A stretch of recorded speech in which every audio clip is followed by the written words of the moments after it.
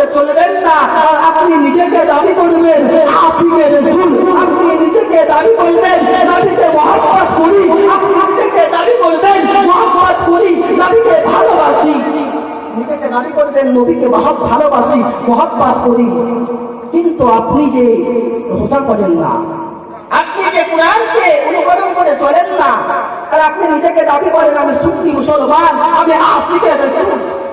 আপনি আশিক আলামিন সূরা মুলকের 2 নম্বর আয়াতের মধ্যে আল্লাহ পাক রব্বুল আলামিন বলছেন الذي خلق الموت والحياة ليبلوكم أيكم أحسن عملا وهو العزيز الغفور আল্লাহ পাক রব্বুল আলামিন সূরা মুলকের 2 নম্বর আয়াতের মধ্যে আল্লাহ পাক রব্বুল আলামিন কত সুন্দরভাবে জানিয়ে দিলেন আল্লাযী খালাকাল মাউতা ওয়াল হায়াত, আমি আল্লাহ পাক রব্বুল আলামিন যে মরণ এবং জীবনকে যে সৃষ্টি করেছি, আমি আল্লাহ পাক রব্বুল আলামিন এমনি সৃষ্টি করি নাই।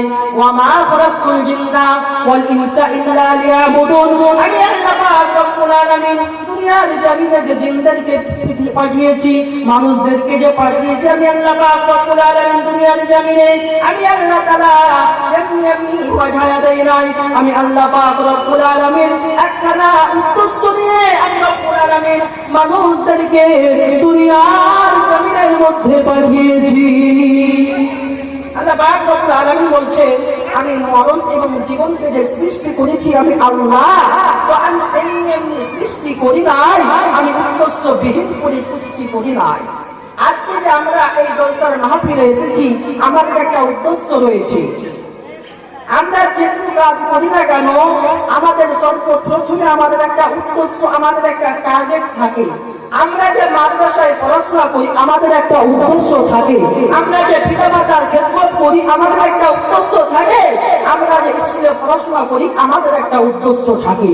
ঠিক মহান রব্বুল আলামিন বলছে আল্লাযী খালাকাল মাউতা ওয়াল হায়াত, আমি আল্লাহ পাক রব্বুল আলামিন মরণ এবং জীবনকে যে সৃষ্টি করেছি, আমি আল্লাহ পাক রব্বুল আলামিন একখানা উদ্দেশ্য নিয়ে আমি রব্বে কারীম, আমি মাওলা, আমি রব্বুল আলামিন মরণ এবং জীবনকে আমি আল্লাহ তাআলা উদ্দেশ্য নিয়ে সৃষ্টি করেছি।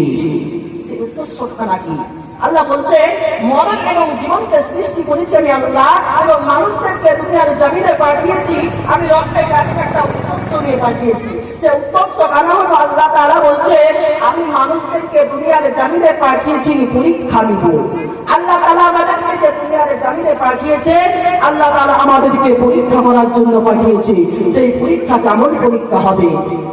আমার বান্দা আমার আল্লাহ পাক রব্বুল আলামিন পবিত্র কোরআনুল কারীমের মধ্যে বলছেন আমি যে মরণ এবং জীবনকে সৃষ্টি করেছি আমি উদ্দেশ্য নিয়ে সৃষ্টি করেছি, আমি বিনা উদ্দেশ্য নিয়ে সৃষ্টি করি নাই। আমি যে দুনিয়ার জমিনে পাঠিয়েছি বিনা উদ্দেশ্য নিয়ে দুনিয়ার জমিনে পাঠাই নাই। আমি রব্বে কারীম, আমি আল্লাহ পাক রব্বুল আলামিন দুনিয়ার জমিনে পাঠিয়েছি একটা উদ্দেশ্য নিয়ে পাঠিয়েছি। যে উদ্দেশ্য কেন হলো? আল্লাহ পাক রব্বুল আলামিন আমাদেরকে দুনিয়ার জমিনে পাঠিয়েছেন পরীক্ষা করার জন্য। আমাদেরকে মহান রব্বুল আলামিন এই দুনিয়ার জমিনের জন্য পাঠিয়েছে। আমাদেরকে আল্লাহ পাক রব্বুল আলামিন পরীক্ষা করার জন্য পাঠিয়েছে। সেই পরীক্ষায় যদি আমাদেরকে কামিয়াবি হাসিল করতে হয়, সাকসেসফুল হতে হয়, তবে কোরআন এবং হাদিসকে অনুসরণ করে আমাদের জীবনটাকে অতিবাহিত করতে হবে। আমাদের জীবনটাকে বিশ্ব নবী হযরত মুহাম্মদ রাসূলুল্লাহ সাল্লাল্লাহু আলাইহি ওয়াসাল্লামের যে হাদিসগুলো রয়েছে সে হাদিস অনুযায়ী আমাদের জীবনটাকে পরিচালিত করতে হবে। আমাদের জীবনটাকে আমার বিশ্ব নবী হযরত মুহাম্মদ রাসূলুল্লাহ সাল্লাল্লাহু আলাইহি ওয়াসাল্লামের যেগুলো হাদিস রয়েছে, মুখের বাণী রয়েছে, সেইগুলোকে দিয়ে আমাদের জীবনটাকে সাজাতে হবে। তবে আমরা এই পরীক্ষার মধ্যে আমরা সাকসেস হতে পারবো, বুঝে আমরা সাকসেস হতে পারবো। তো আল্লাহ পাক রব্বুল আলামিন পবিত্র আইয়ুহাল্লাযীনা আমানু কুতিবা আলাইকুমুস সিয়ামু কামা কুতিবা আলাল্লাযীনা মিন ক্বাবলিকুম লাআল্লাকুম তাত্তাকুন। আল্লাহ পাক রব্বুল আলামিন ভূমিকম্প করার মধ্যে আল্লাহ তাআলা জানিয়ে দিলেন, ইয়া আইয়ুহাল্লাযীনা আমানু, হে ঈমানদারগণ। আল্লাহ পাক রব্বুল আলামিন নির্দিষ্টভাবে বললেন, হে ঈমানদারগণ, ইয়া আইয়ুহাল্লাযীনা আমানু, হে ঈমানদারগণ। আল্লাহ কোনো বেঈমানকে বলে নাই, আল্লাহ কোনো মুশরিকদেরকে বলে নাই, আল্লাহ কোনো কাফেরদেরকে বলে নাই। আল্লাহ তাআলা কত সুন্দরভাবে বলছেন, ইয়া আইয়ুহাল্লাযীনা আমানু, হে ঈমানদারগণ, হে ঈমানদারগণ, হে বিশ্বাসীগণ, কুতিবা আলাইকুমুস সিয়াম কামা কুতিবা আলাল্লাযীনা মিন ক্বাবলিকুম লাআল্লাকুম তাত্তাকুন। আমি আল্লাহ পাক রব্বুল আলামিন যেমন ভাবে তোমাদের পূর্বপুরুষদের উপরে রোজাকে ফরজ করে দিয়েছি, ঠিক তেমন ভাবে তোমাদের উপরে আমি রব্বে কারীম রোজাকে ফরজ করে দিয়েছি, তোমরা রোজা আদায় করো।